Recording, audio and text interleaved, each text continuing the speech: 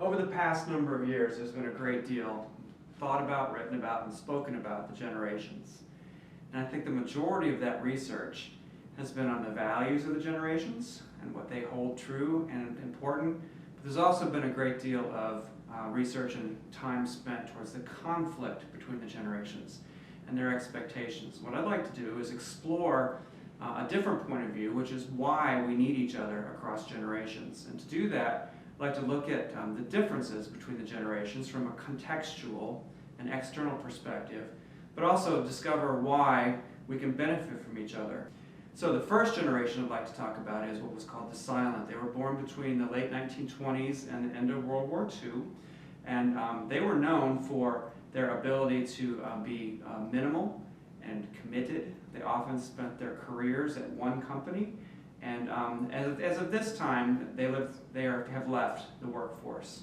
The generation that followed them was the boomers, born between post-World War II and the mid-1960s, early 1960s. This generation lived the American dream. They inherited the American dream. There was great abundance, prosperity, huge growth, and great influence, but there's also the time of conflict and strife, which leads to the next generation, which was dubbed the X generation. They weren't given a clear designation.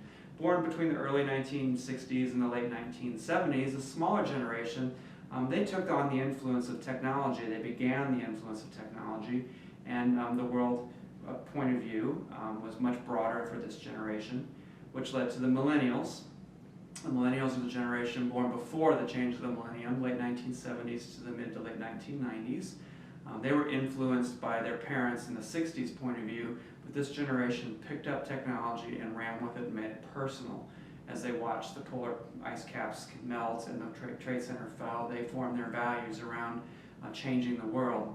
So the question is, who's next? Call them the Zs, the generation that is being born right now, 12 years or younger.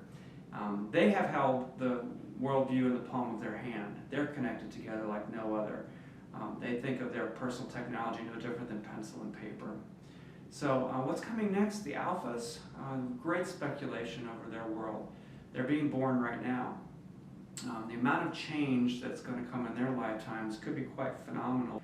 So the influence of these multiple types of perspectives, these contexts that we all grew up in, have come together to form a reality in our work lives. For example, 10 years ago, there were 4 generations in the workforce, widely published. The silent generation was not in a leadership position anymore, but they were still participating. The Xers were also not in a leadership position. They were too young and inexperienced. The boomers were in control. The boomers led the day in corporations and making decisions. Today, the silent generation has retired. They have left the workforce for all significant purposes. We have 3 generations again. The boomers are still in charge. The boomers are leading decisions, but the Xers are coming into their prime while we watch together the millennials take this personal technology to new heights. So what can we expect? In the next 8 years, we expect there to be a return to 4 generations in the workforce as the Z comes to age and enters. But more importantly, 3 of these generations, boomers, X, and millennials, are all going to be in leadership prime. It could result in a number of things. One, it could be humongous conflict. It could be a hurricane of activity that's blowing things apart in corporations as one generation vies for position over the other. I personally hope that doesn't happen. I'd much rather look at the need for a relationship between the generations. So in looking at that, I think this is a chance for us right now to take a step back and approach it from a new point of view. Reflect on the value of us coming together with different perspectives and different points of view. Build new relationships between generations and within generations to seek new knowledge, to understand where our businesses can go and develop new outcomes, new successful outcomes. Because one thesis that I adhere to adamantly is that we need each other.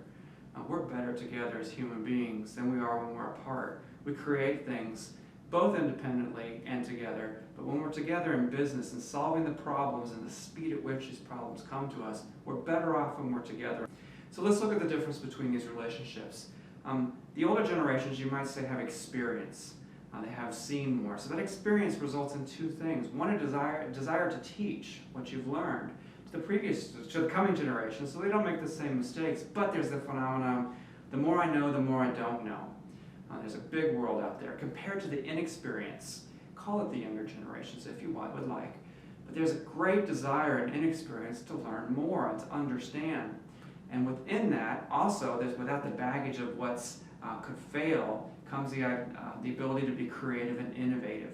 That you want to try things and take risks and make tests. Experience advantages are that we have context and insight when we have experience. We can kind of set up our expectations because we've seen patterns. But those disadvantages are we come to expect the same outcome with patterns, which may be wrong. We have presupposed outcomes. These are our protectors. These are the people that know how to take a company and keep it safe.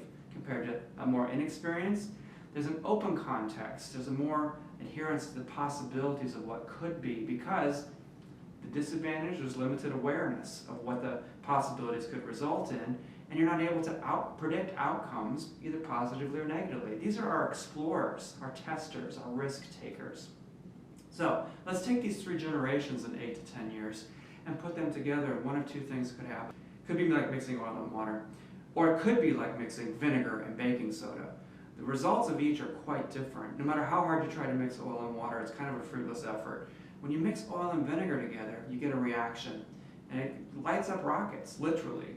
It sends things forward, and we have the ability in the next few years to be prepared to build relationships, to bring generational experiences and inexperiences together, to send businesses to new places, to discover new success measures and drive business forward.